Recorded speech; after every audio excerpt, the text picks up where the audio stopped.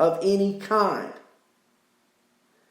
So, Quintera, Max Fried, probably in that Atlanta game today, Don Mattingly will have Miguel Rojas in the leadoff spot instead of Corey Dickerson because the left-handed pitcher on the mound. Dickerson will probably move down the order. Lewis Brinson has platooned in right field with Matt Joyce. He's expected to start today. That's Lewis Brinson. But everything is in flux until we know the story on Starling Marte. Here's what I think their probable lineup will be. Rojas, Bertie playing second base, Aguilar at DH, Cooper at first, Brian Anderson at third, Corey Dickerson in left, Lewis Brinson in right, Monty Harrison, who's a great athlete. Watch this Monty Harrison kid. He is something. And if he can pull it together, he could be a truly great player in the mold of a Bo Jackson type. Chad Wallach will be catching. So that's your probable lineup today for the Marlins. For the Braves, the probable lineup will be Acuna Jr. in center, Freddie Freeman batting second, Ozuna playing DH and batting third, Travis d'Arnaud at catcher hitting cleanup, Ozzie Albies hitting fifth playing second base, Duvall in left, Dansby at short, Markakis in right, and Austin Riley at third base. That should be a great team, great players, great young players, great pitching. It's really shaping up for a fantastic series, the Atlanta Marlins series. And then there's the Dodgers and the Padres. Wow. Tonight, the Padres haven't named a starter yet. The Dodgers are going to let Walker Buehler start. Buehler has had the blister problem of late. And so I'm not quite sure how deep he'll go into the game. There's a rivalry here. Dodgers, Padres, California teams playing in Texas. Gotta love it. But they've had both some really breakout players this year. Will Myers has really broken out this year. Of course, there's Fernando Tatis, who probably is arguably maybe the best player in the game. If he's not, Mookie Betts may well be. Betts coming over to the Dodgers from Boston his first year. Both teams have dynamic lineups. It all boils down to pitching, in my opinion, and right now the Dodgers are a few steps ahead. It all depends on the status of Clevenger, of Lamet. And a sneaky play would be, what if the Padres called up their ace left-handed pitcher from North Carolina, who didn't play all year? But there's a chance you could see Mackenzie Gore in the playoffs. We've seen other teams do it. Could Mackenzie Gore be placed on this postseason roster, having not pitched all year? You talk about hitters having a book on a pitcher, right? There is no book on Mackenzie Gore at the major league level because he's never faced a major league hitter. All year long, we fantasy hypes. We wanted him called up from the Padres, from their minor league field to the major league field. It never happened. And I wonder if it was all because now he could be brought out, never seen him before in a major league game, no book on him. It would not shock me. Now, it would be a surprise.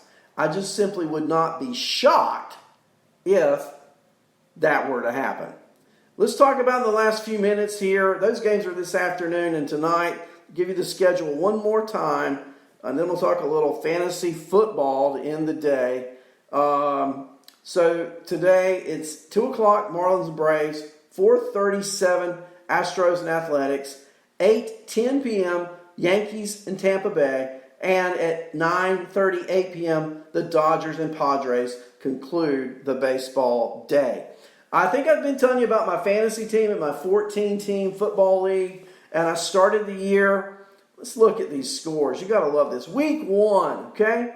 Week 1, in my matchup, I lost 114 to 110. 4 points. And in that week, I had injuries occur to the following. I lost my defender, Van Der Esch, for the Cowboys in the first quarter. Okay? And he went on the IR. I lost Greg Kittle, my tight end beast, in the first half. He went out early. And then I also lost James Conner, one of my stud running backs. If those guys play, I win week 1. But I didn't, so we move on to week 2. And in week 2, I lose 109 to 107.02. And in that week, I start the Texans' great wide receiver, Will Fuller, and he gives me 0 points. 0 points. I started Emmanuel Sanders for New Orleans, who I cut afterwards. If you don't catch passes, I cut you. Emmanuel Sanders, in that particular game, scored 3 points. 3 points. That's right. On only 1 catch. Had those guys performed at all, or had Kittle not got hurt, a lot of ifs, right? I've been 2-0. But as it is, I'm 0-2. So I go to week 3 last week, and I win 170 to 104. Yes, my team was angry. We had meetings. Russell Wilson continues to go off. Keenan Allen the same. James Conner fighting back. Zeke Elliott underperformed, and that's going to come back to be talked about in just a moment. But my Indianapolis defense scored 26 points, and I win by 65 points in week 3. This week, I'm playing a team that was 3-0. I was 1-2.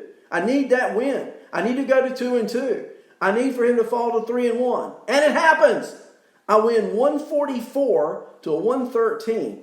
And what do I attribute it to this week? Well, it's the return of Will Fuller scoring 20 points. It's the return of Jerick McKinnon, who scores 19 points. But the big player Sunday was Greg Kittle for the 49ers, my tight end, who had 15 targets, 15 catches, 183 yards, and a touchdown. And if you watch the game, there was no doubt he was a man among boys. And so I win last night, after last night's game, when my opponent had Julian Edelman, who only scored 5 points, and he had Rex Burkhead, who only scored 5.5 points. I win 144 to 113. That's a big 31-point victory. So now I head into week 5 with a new tailback. I make a trade. Fantasy's about making trades. And I look down at the schedule. 8 teams in my league make the playoffs. I'm trying to gear up for the playoffs in a way. I know it's early. But I trade and get Josh Jacobs for Zeke Elliott. The Cowboys are so pass dependent this year. And they're behind almost in every game. Their defense is so bad. They're going to throw the ball 60 times a game. Yeah, Zeke's going to catch some passes. But they're going to be touchdown pass dependent so much. Whereas the Raiders have incorporated Josh Jacobs into the passing game, into the running game. He's now my tailback. My lineup for week 5 will be, are you ready? Because I know you're writing this down. I've got Russell Wilson at quarterback, Will Fuller and D.C. Lamb at wide receiver, James Conner and Josh Jacobs at running back, Kittle at tight end, and Keenan Allen as my flex. I've got a kicker from Arizona. They're playing the Jets, Gonzalez. I've got the Indy defense against Cleveland. And my question is my defensive player, who's Miles Jack, who was hurt Sunday. If he is not available, I will have to go in and pick up a defender. I've already made 2 of my 4 moves this week. I added back Justin Herbert because next week, week 6, I'll be without Russell Wilson. I want to go ahead and make sure I had Herbert this week because there isn't a lot of good pickings out there at quarterback. And I added T. Higgins. T. Higgins caught 4 of 7 targets for 77 yards in week 4 against the Jags. He's coming off of a breakout 2-score game in week 3. He saw more targets than A.J. Green. The Bengals think enough of Higgins that they made John Ross a healthy scratch the last 2 weeks. So Higgins is starting to emerge as the Bengals' top red zone threat with Z.J. Uzuma out for the year. So if Higgins is available in your league and you're in need of a wide receiver, you could do worse. So who did I drop? Well, last week I had added Giovanni Bernard because of the potential injury to the Bengals tailback. Well, that didn't happen, and neither did Bernard. So he's sayonara this morning. And also I cut Jimmy Graham. I picked up Graham in the event that Kittle didn't play. Kittle play. Not only did Kittle play, he owned the joint. I don't have a need for Graham because he and Kittle have the exact same bye week. So it's adios Jimmy Graham, and as I add those two new players. Still gives me 2 pickups for the rest of the week. I'll hold on to those like they're treasured gold, and we'll see how it goes. So today, again, thank you for being with me, either in the chat room, which is always a pleasure. It's a great chat room. Lenny and Andrea, thank you for everything you do to set the network up and keep us going. And for you guys that are listening. Also, for those of you listening on Facebook, I'll be back here on Thursday. And until then, I want everybody to have a great day. Enjoy baseball. And I'll see you right back here Thursday morning on Arnie's Fantasy